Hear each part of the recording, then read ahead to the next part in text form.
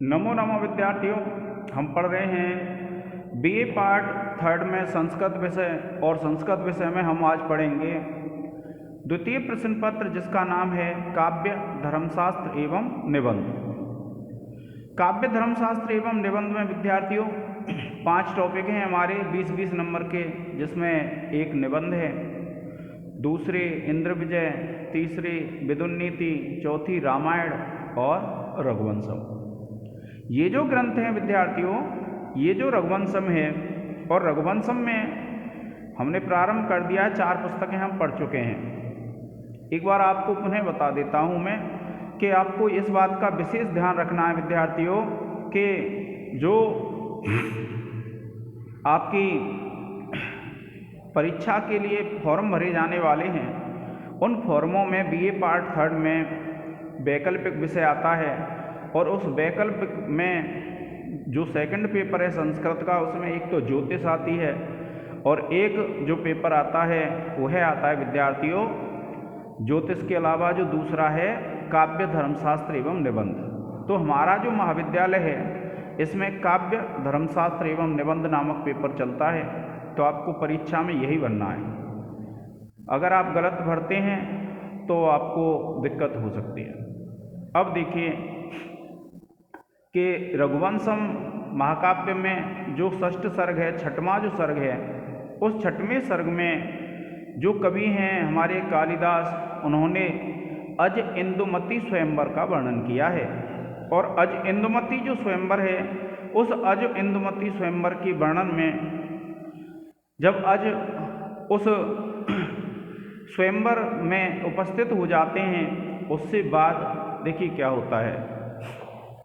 देखिए विद्यार्थियों कि परार्घ्य वर्णास्तरुण परार्घ्य वर्ण अस्तरणोपन्नम आसेदीवान रत्नवद आसनम सह भूयिष्ठम आसीद उपमेय कांतीय मयूर पृष्ठ आश्रयणा गुहेन। देखिए क्या कहा, परार्घ्य।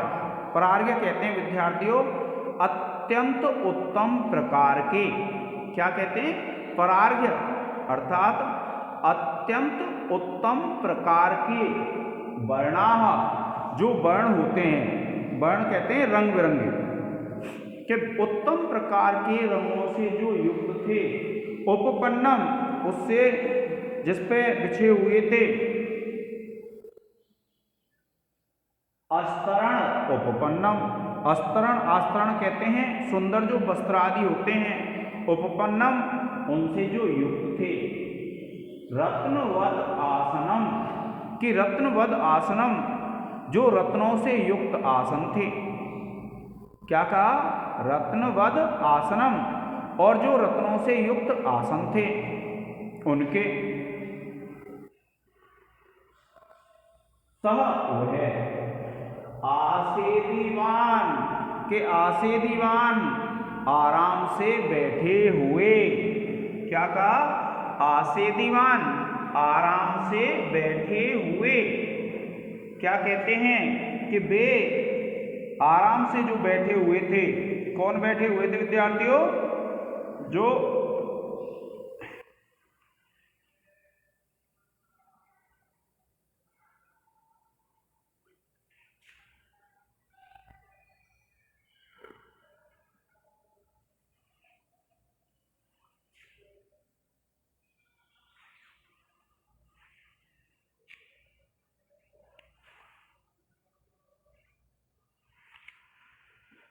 देखिए क्या कहते हैं कि परार्घ्य वर्णा, परार्घ्य वर्णा कहते हैं जो उत्तम प्रकार के वर्ण थे।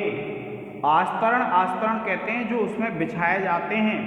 आस्तरण उपपन्नम के आस्तरण उपपन्नम जो वस्त्र आदि हैं उसमें जो बिछे हुए थे, ऐसे रत्नवत आसनम रत्नों से बने हुए या रत्नों से युक्त आसन को सह वह जो अज थे आसेदीवान उस पर बैठे हुए, भूयिष्ठम आसीत, भूयिष्ठम माने अत्यधिक हुए, उपमेय कांति उपमेय कांति वाले, मयूर पृष्ठ आश्रयणा गुहेन कि मयूर की पीठ पर बैठे हुए, गुह, गुह कहते हैं हम कार्तिकेय को, कि जिस प्रकार से मोर की पीठ पर बैठे हुए कार्तिकेय अत्यंत सुंदर लगते हैं, उसी प्रकार से जो राजकुमार अज हैं वे उन आसनों पर बैठे हुए थे जिनमें रत्न जड़े हुए थे और उन पे विभिन्न प्रकार के रंगों वाले वस्त्र बिछे हुए थे।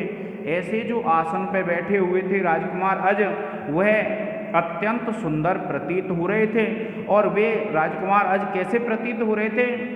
जिस प्रकार से कार्तिकेय जो शिव जी के पुत्र हैं, कार्तिकेय जिस प्रकार से मोर की पीठ पर बैठे हुए शोभा पाते हैं, उसी प्रकार से आसन पर बैठे हुए राजकुमार अज शोभा पा रहे थे। ये विद्यार्थियों कई बार आपसे छोटे प्रश्नों में पूछ लिया जाता है और आपसे ये पूछ लिया जाता है कि स्वयंवर में बैठे हुए अज कैसे लग रहे थे, तो आप ये ध्यान रखेंगे कि उनकी उपमा उसी प्रकार की थी जिस प्रकार से मोर पे बैठे हुए गुह अर्थात कार्तिकेय शोभा पाते हैं, उसी प्रकार से जो अज हैं वह भी क्या है, उस आसन पर बैठे हुए शोभा पा रहे थे। क्या कहा है देखिए कि उत्तम अत्युत्तम प्रकार के रंग बिरंगे सुंदर वस्त्र जिस पर बिछे हुए थे और जो अनेक प्रकार के रत्नों से जड़ित हैं, ऐसे सिंहासन पर आराम से बैठे हुए वह कुमार अज मानो मोर की पीठ पर आसन लगाए हुए और तुलना करने की योग्य अत्यधिक शोभा से परिपूर्ण कार्तिकेय के समान ही लग रहे थे। अब देखिए विद्यार्थियों, क्या होता है कि जब आप श्लोक का अर्थ कर देते हैं तो मैंने आपको इसका संदर्भ तो लिखा दिया और संदर्भ आपको लिखना है प्रस्तुत पद्य, या श्लोक लिख सकते हैं प्रस्तुत पद्य महाकवि कालिदास विरचित दीप जे रघुवंशम महाकाव्य के षष्ठम सर्ग अजेंद्रपति स्वयंवर से अवतरित है। उसके बाद आप देखेंगे इसमें कौन सा अलंकार है विद्यार्थियों, तो आपको ये ध्यान रखना है कि इसमें भैया उपमा अलंकार है। कौन सा अलंकार है? उपमा अलंकार है, ये आप ध्यान रखेंगे। और उपमा अलंकार है, फिर उसके बाद क्या है कि देखिए अब आप इसमें व्याकरण टिप्पणी लिखेंगे विद्यार्थियों। तो जो व्याकरण टिप्पणी है उसमें देखिए एक तो है जैसे आस्तरण, यह है विद्यार्थियों आस्तरण, और ये जो आस्तरण है देखिए ये है, तो आप इसमें लिखेंगे आ प्लस 3 प्लस ल्यो, इस प्रकार से लिख लेंगे विद्यार्थियों। अब देखिए दूसरी जो व्याकरण टिप्पणी है वह क्या हो जाएगी इसमें, देखिए आप यहां देखेंगे कि उपपन्नम, यहां गुण संधि हो जाएगी उपपन्नम में। इसके बाद देखिए रत्नवद, ता कर लेंगे इसको आसनम, जसत्व संधि हो जाएगी। सह है, सह क्या है, तद शब्द है, पुल्लिंग प्रथमा विभक्ति एक वचन का है। गुहेन है, गुहेन शब्द में क्या है, गुह शब्द है, तृतीया विभक्ति एक वचन है। इसी प्रकार से देखिए यहां पर इसको विसर्ग कर देंगे, विसर्ग संधि हो जाएगी, और पृष्ठ आश्रयणा यहां पर दीर्घ संधि हो जाएगी विद्यार्थियों। तो इस प्रकार से आप व्याकरण टिप्पणी लिखेंगे, और व्याकरण टिप्पणी लिखने के बाद देखिए अब जो दूसरा है श्लोक वह क्या है कि पासु श्रिया राज परंपरासु प्रभा विशेषोदय दुर्निरीक्ष सहस्त्रधा आत्मा व्यरुचद विभक्ता पयोमुचा पंक्तिषु बुद्युते। देखिए तासु श्रिया, तासु माने उनमें, किनमें, वे जो राजा थे, पहले जो राजा बैठे हुए थे स्वयंवर में उनमें, कि तासु उनमें, श्रिया जो राजलक्ष्मी है, राज परंपरासु उन राज परंपराओं में, क्या कहा, तासु श्रिया उनमें जो श्रिया है, उनमें जो लक्ष्मी है, राज परंपरासु राज परंपराओं में, किन राज परंपराओं में, जो राजा लोग पहले से उस स्वयंवर में उपस्थित थे, जो राजा लोग पहले से उस स्वयंवर में बैठे हुए थे, उन राज परंपराओं में प्रभाव विशेष उदय के विशेष प्रकार की प्रभा के उदय दुर्निरीच्य जो बड़ी मुश्किल से देखने योग्य था, जिसको देखा नहीं जा सकता था, ऐसे सहस्त्रधा आत्मा, सहस्त्रधा कहते हैं हजारों रूपों में, आत्मा माने स्वयं को, व्यरुचद विभक्त के व्यरुचद विभक्त के उसको बांट दिया, और पयो मुचाम पंक्तिषु विद्युतेव कि पय कहते हैं जल, और जल को जो मुक्त करने वाले होते हैं कौन होते हैं? बादल होते हैं। और जल को जो मुक्त करने वाले बादल होते हैं कि वे जो बादल हैं उनमें जिस प्रकार से विद्युत अपने आप को विभक्त कर देती है और उसकी रोशनी को देखना बड़ा असंभव होता है, उसी प्रकार से उस श्रिया ने, उस लक्ष्मी ने अपनी उस शोभा को इस प्रकार से हजारों रुपए में बांट दिया, जिसको देखा जाना बड़ा मुश्किल था।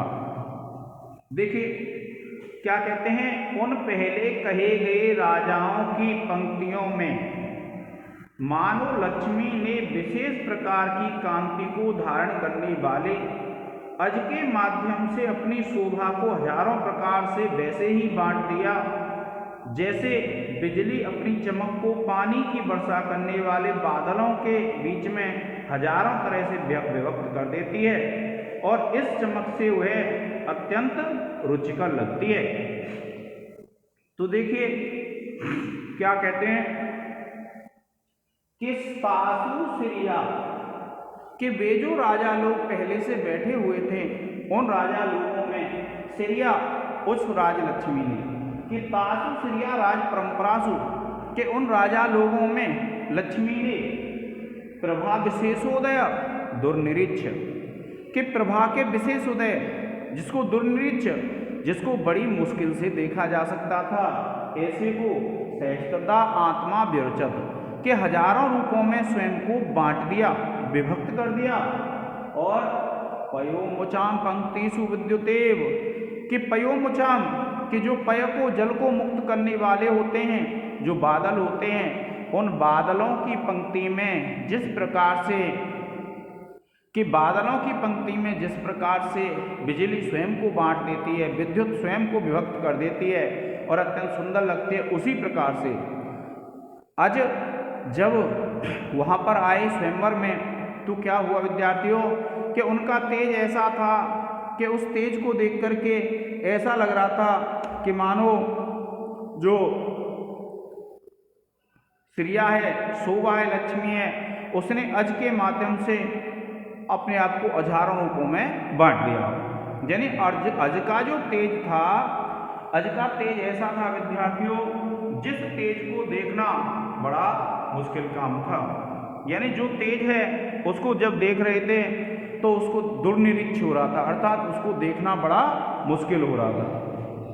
अब देखिए क्या कहा कि जब राजकुमार अज उस स्वयंवर में उपस्थित हुए, तो स्वयंवर में जब उपस्थित हुए तो उनकी शोभा ऐसी थी कि उनकी शोभा को देख करके ऐसा लग रहा था जैसे विद्युत बादलों के माध्यम से या बादलों के द्वारा अपने आप को हजारों रूपों में जिस प्रकार से बांट देती है और उसको देखना बड़ा मुश्किल होता है, उसी प्रकार से जो राजकुमार अज है, उस राजकुमार अज की शोभा के ऐसा लग रहा था, जो श्रिया, जो लक्ष्मी है, उसने राजकुमार अज के माध्यम से अपने आप को हजारों रूपों में बांट दिया हो, और जिससे भी राजा लोग उस राजकुमार अज को बड़े मुश्किल से देख पा रहे थे।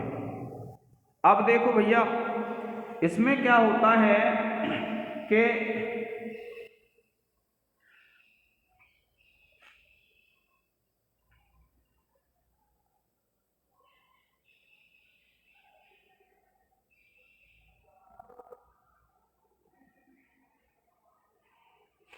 आप इसमें देखेंगे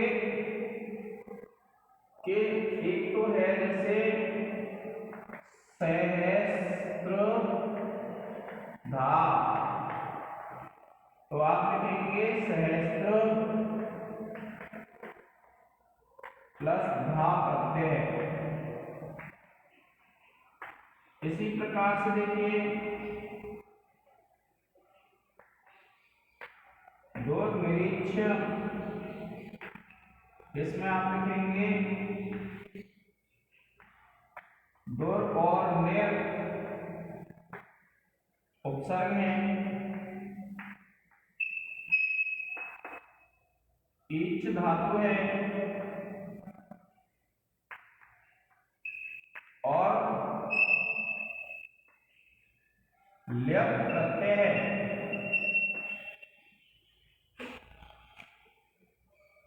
ल्यप प्रत्यय विद्यार्थियों और विभक्त, देखिए तीसरा है विभक्त, तो आप लिखेंगे बी उपसर्ग है, भज धातु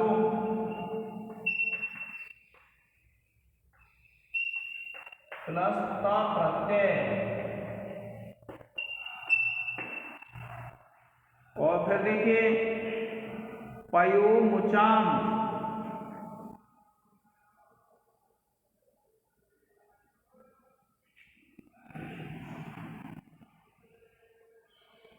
देखिए एक है व्यारोचद, आप लिखेंगे बी प्लस रोच धातु है,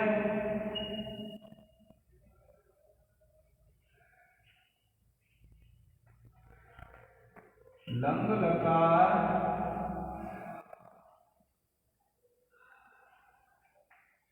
प्रथम पुरुष एक वचन, और फिर उसके बाद देखिए विद्युत प्लस इव, विद्युत प्लस इव गुण संधि हो जाएगी, पंक्ति सु में पंक्ति प्लस पंक्ति शब्द है, सप्तमी विभक्ति बहुवचन हो जाएगा। तो इस प्रकार से विद्यार्थी इसका एक स्क्रीनशॉट ले लें।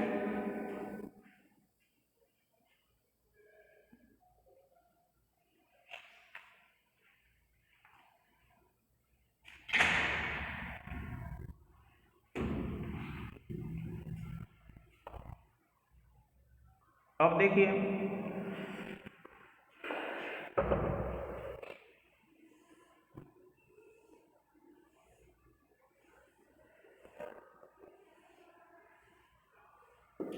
अब क्या कहते हैं, देखिए तेषां महाअर्घ आसन संस्थितानां उदार नेपथ्य वृत्तां सम्मध्ये रराज धामना रघुसूनो एव कल्प द्रुमाणाम एव पारिजातः।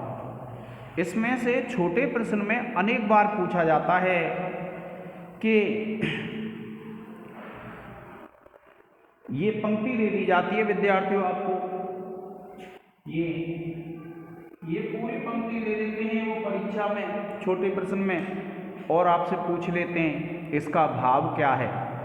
तो आपको इस बात का ध्यान रखना है कि आप सबसे पहले क्या करेंगे, देखिए कि तेसाम कहते हैं उनमें, किन में, जो वहाँ पर राजा बैठे हुए थे उनमें, उन सभी राजाओं में, कि तेसाम महा कहते हैं महान, अर्घ कहते हैं कीमती, आसन संस्थितानाम कि वे जो थे जो बहुत कीमती आसनों पर बैठे हुए थे, उदार नेपथ्य व्रताम कि उदार वेशभूषा वाले जो थे, ऐसे स आया है अज के लिए कि वह अज मध्य माने बीच में, कि तेसाम उनके, किनके, महाअर्घ आसन संस्थितानाम जो बहुत कीमती या बहुमूल्य आसनों पर बैठे हुए थे,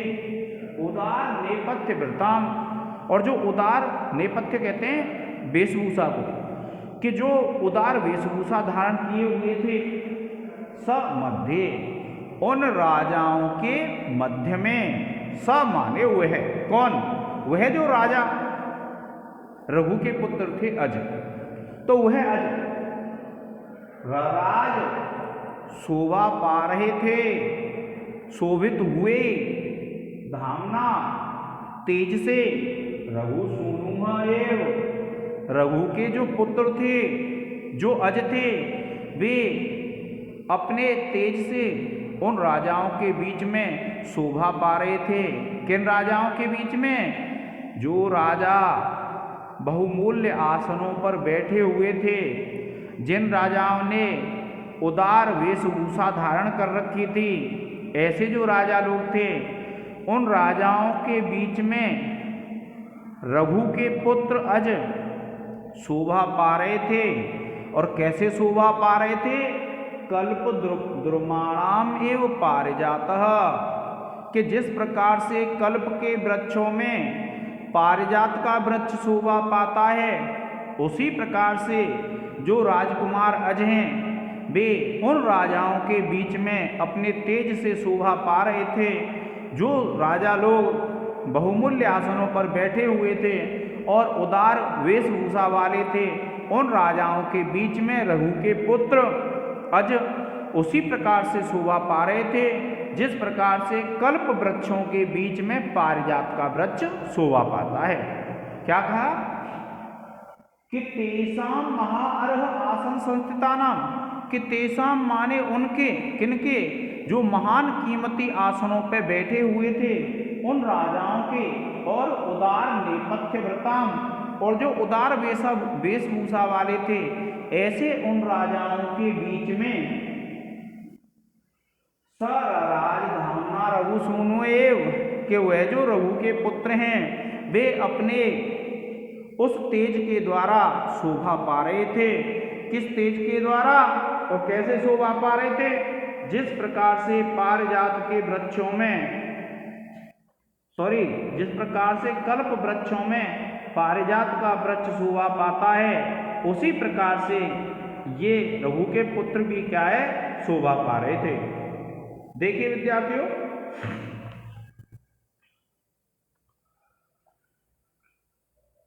क्या कहते हैं? अत्यंत बहुमूल्य और श्रेष्ठ आसनों पर बैठे हुए तथा बहुत उज्जवल और स्वच्छ सुंदर वस्त्रों को धारण करने वाले उन सभी अन्य राजाओं के मध्य वह रघु का पुत्र अज अपने विशिष्ट तेज के कारण उसी प्रकार से सुशोभित हुआ, जिस प्रकार से अन्य सभी कल्प वृक्षों के बीच में पारिजात नामक वृक्ष सर्वाधिक शोभायमान होता है। अब देखो विद्यार्थियों, इनमें आपको मैंने लिखा दिया है कि उपजाति छंद है और उपजाति छंद है। अब देखिए ये जो दिया है कल्प द्रुमाणाम एव, ये जो एव है, इसलिए इसमें क्या है? आप लिख लेंगे, दूसरा जो विशेष लिखेंगे, क्या लिखेंगे? कि इसमें उपमा अलंकार है। अब वहाँ की स्वाभाविक स्थिति का वर्णन है, वहाँ के स्वभाव का वर्णन है, और स्वभाव का वर्णन है तो विद्यार्थियों आप स्वभावोक्ति अलंकार भी लिख सकते हैं कि यहाँ पर स्वभावोक्ति अलंकार है। और यह तो है ही उपमा। तो दूसरी बात, व्याकरण में अगर आप चलते हैं तो देखिए, व्याकरण में आप देखेंगे तो क्या कहते हैं?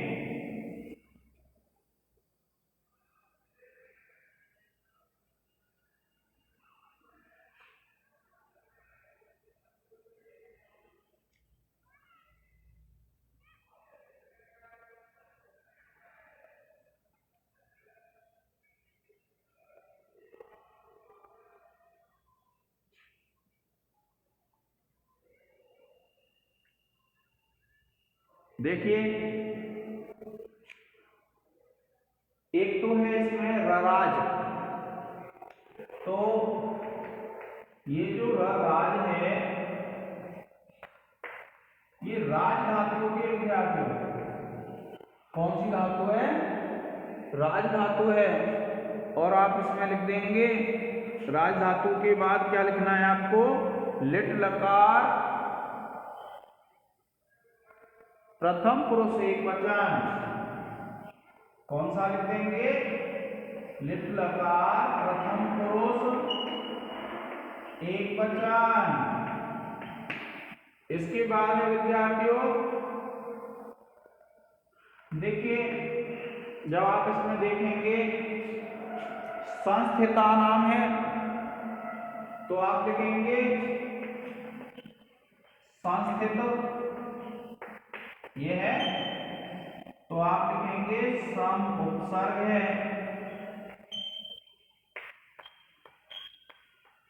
स्था धातु है,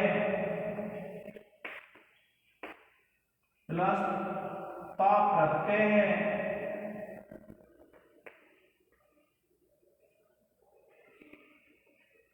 षष्ठी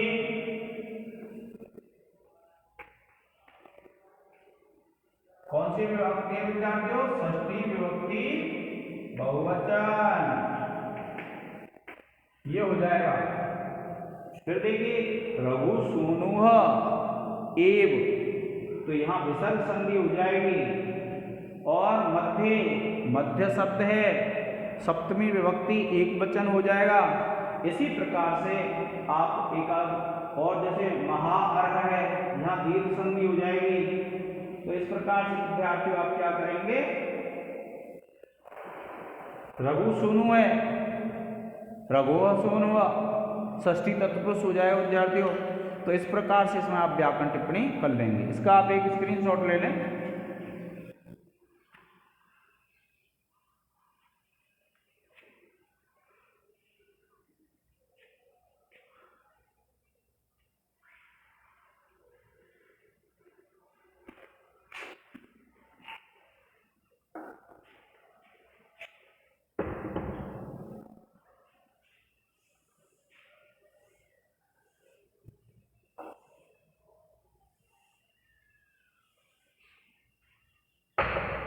अब देखिए नेत्र ब्रजाः पौर्जनस्य तस्मिन् विहाय सर्वान् निरपति निपेतुः मदोत्कटे रेचित पुष्पवृक्षः गन्धद्वीपे वन्य एव द्विरेफाः। देखो भैया क्या कहते हैं कि निपेतुः जालगे, क्या कहा कि नेत्र ब्रजा, नेत्र ब्रजा कहते हैं नेत्रों के समूह, क्या कहते हैं? नेत्र ब्रजा, नेत्रों के समूह। पौर्जनस्य, पौर्जन कहते हैं जो पुर के निवासी होते हैं, तो पौर्जनस्य नेत्र ब्रजा, कि जो पुर के जो निवासी थे उनके नेत्रों के समूह, तस्मिन् उस पर, निपेतुः जालगे, विहाय सर्वान् निरपतीन, विहाय छोड़ करके, सर्वान् निरपतीन सभी राजाओं को, कि जब अज वहां पर उपस्थित हुए स्वयंवर में, तो क्या हुआ विद्यार्थियों कि जो प्रजा, जो नगर के निवासी, पुर के निवासी, उन सभी राजाओं को देख रहे थे, और जब अज उपस्थित हो गए वहां, तो उन सभी नगर निवासियों की जो नजरें थीं वो अन्य राजाओं से हट करके कहां पर चली गई? अज पर। ये इसका वर्णन है। तो नेत्र ब्रजाः पौर्जनस्य, और जो पुर के निवासी थे, पौर्जन थे, उनके नेत्रों के समूह, तस्मिन् माने उस पर, किस पर? उस राजा अज पर, विहाय सर्वान् निरपतीन सभी राजाओं को छोड़ करके, निपेतुः जालगे, कि जो सभी राजाओं को देख रहे थे, नगर के निवासियों के नेत्र जब अज उपस्थित हो गए, तो जो नगर के निवासी थे, उन नगर के निवासियों के जो नेत्र थे, जो अन्य राजाओं को देख रहे थे, वे राजाओं से हट करके उस अज को देखने लग गए। और मदोत्कटे रेचित पुष्पवृक्षा गन्धद्वीपे वन्य एव द्विरेफाः। तो देखिए कि जिस प्रकार से मदोत्कटे, क्या कहते हैं कि मदोत्कटे कहते हैं मद जल बहाने वाला जो होता है, मदोत्कटे यानी मद जल बहाने वाले, रेचित, रेचित माने छोड़ करके, पुष्प वृक्षा फूलों के वृक्षों को, गन्धद्वीपे गंध जल बहाने वाले हाथी पर, मदजल बहाने वाले हाथी पर, वन्य एव द्विरेफाः, कि जिस प्रकार से वन में मद जल बहाने वाला हाथी होता है और उसको छोड़कर, पुष्पों वाले वृक्षों पर जो भौरे रहते हैं वे जिस प्रकार से उन पुष्पों वाले वृक्षों को छोड़ करके उस हाथी पर चले जाते हैं जिसके कपोल स्थलों से मदजल बहता है, उसी प्रकार से जो नगर के निवासी थे उन नगर के निवासियों के जो नेत्र हैं वे उस राजा को अन्य राजाओं को छोड़ करके उस राजा पर जा लगे। किस पर जा लगे?